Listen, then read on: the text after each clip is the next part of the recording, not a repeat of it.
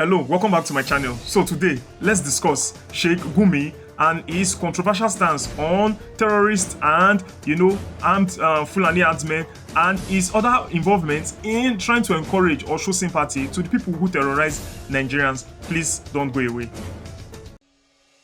Welcome to my channel. I remain your boy Ernesto Mozokbe Adebayo Okoje. If today is your first time of visiting my channel, please hit the subscribe button. And at the end of this video, if you enjoy watching it, please, like, comment, and share. So this man, this clown who calls himself a religious cleric, has always been showing sympathy. And many do not even know that earlier 2025, he was prevented by Saudi authority from coming to perform the holy pilgrimage in the country because they felt very uncomfortable with his modus operandi of Islam. And so if those people who are supposed to be like the standard of measurement for Islam are trying to disassociate themselves from him, then you know that something is truly wrong.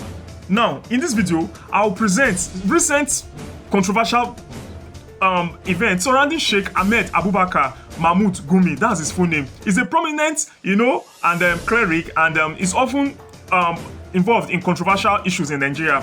Based on the latest verified reports I have been able to gather online and from verifiable sources like Daily Post, PM, and other, places. Of recent, we heard when this man, Deji Adonyoju, told him, stop crying. Nigeria needs to collaborate with the US. And he told him to stop crying. That why would he be complaining that Nigerians are collaborating with the US? Is he happy with the state of things in Nigeria? Now, let's look at some of his controversies. Number one was the fact that his criticism of the US airstrikes and their foreign military involvement in Nigeria. This clown has publicly condemned recent US airstrikes in Nigeria against terrorist camps, particularly in Sokoto State, arguing that they could polarize the country along religious lines, as if all the pipeline they've been doing itself have not polarized the country along religious lines.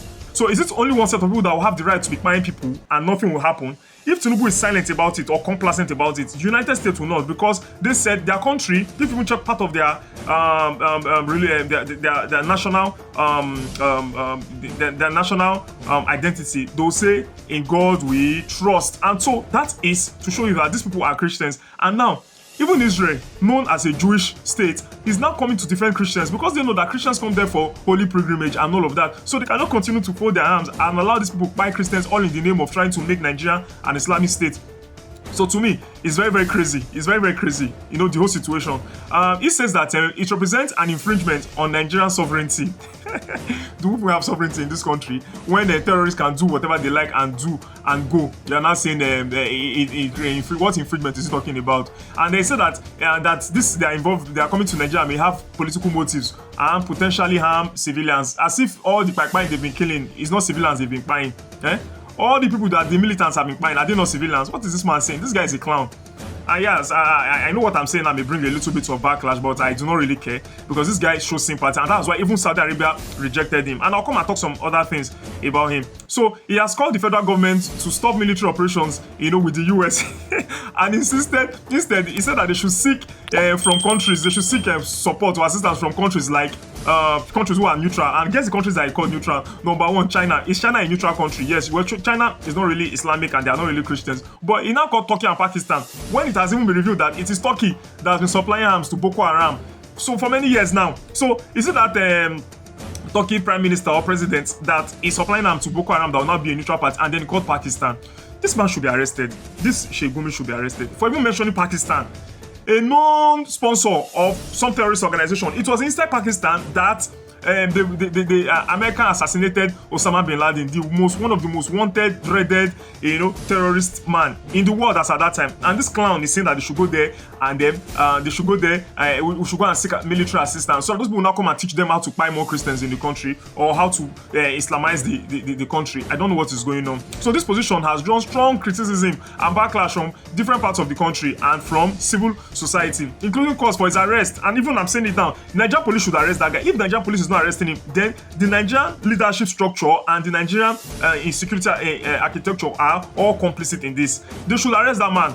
And then because this comment, is bordering on sympathy for terrorists. How can you be saying that they should not, they should stop, they should sympathize with them? This same clown was one who said some time ago that, you know, people, that federal government, for sake of peace, should allow the, what's it called now? The headsmen and then the bandits to guard the Nigerian forest. Can you imagine that? And this guy is still not yet in prison. You know, so now let's look at the way he has responded to call for his arrest and other people. And now, following the sharp criticism, some Nigerians, including pastors and commentators, have publicly demanded that security officials arrest or investigate Gumi for his remarks that are perceived to protect or rationalize the actions of extremist group. But can't check what they talk. But this man, in his own defense, however, has said that, you know, he has committed no crime by engaging with armed groups. You know, initially when this man used to do it, just the way this guy too, that was exposed by a very dark man of recent, you know, that used to go and negotiate with terrorists in Delta State and all of that. You know, what's his name again? So I just did the video of him yesterday. You can watch my other videos, the video before this video. You know, he was, when I remember his name, I'll say it. You know, he was saying that Harrison Gumi. He was saying that, you know, people, I used to like all those kind of things, that people have mind to go inside the bush and negotiate with these terrorists. I didn't know that many of them are doing it either for personal aggrandizement or for making themselves rich, like Harrison. But this guy is not really about making himself rich, though his secretary was arrested and was charged of collecting 50 million from all those terrorists. But his own is actually to show sympathy and project this Islamic Islamic taking over of the country. That's what this man is after. That's just the truth. So in the end, he has said that he has committed no crime by engaging with armed groups. His peace-oriented dialogue are, you know, mischaracterized and politicized. Yes, sometimes he's able to negotiate with these people and they release their victims and all of that. But if you check it, he wants to be in their good books. I don't know what he stands to gain in that. So that's why I'm not happy about it. The Nigerian Defense Headquarters has clarified that security agencies are not obligated to react to public comments and that other relevant bodies would address any, you know, legally problematic speech. But in the end, you can see social media people, when they will post on TikTok now, they arrest them, they lock them up. Then Gumi, where we say his statement to even bring civil war or religious war for the country. Now, not say I'm saying una rich. Okay, if the Nigerian defense, like the military, do not want to take action, what about the Nigerian police? Make somebody from the south begin to support IPOB the way this guy they support terrorists. You see the person will not have been picked up. So let's look at his engagement with bandits and, you know, security authorities. You see this Sheikh Gumi, you know, credit to him though, he don't try small, but what thing he do now be saying, he want to promote this Islamic ideology, which we are never going to accept in Nigeria. You know, so this Sheikh Gumi has visited forest and hideout, just the way that same clown Harrison has been visiting forest and hideout, you know, of bandit groups in the northwest Nigeria. That is for all these northern states, like you know, Sokoto is actually in the north west, but for northeast, no, Sokoto is actually in the northeast. Yeah, Sokoto is in the northeast. So states like Sokoto, Kano, you know, and all of that. I think this man, the clown, is from Kaduna, you know, aiming to broker peace, and later recounted to figures like, you know, he reported some of his findings to former president like President Obasanjo, and that bandits had heavily fortified camps and that military narratives may be misleading, that these people, that if the military wants to say, oh, they can take them out, they may not succeed, that these people are very have fortified camps and that you cannot really conquer them or defeat them, and the only way you can deal with them is to negotiate with them.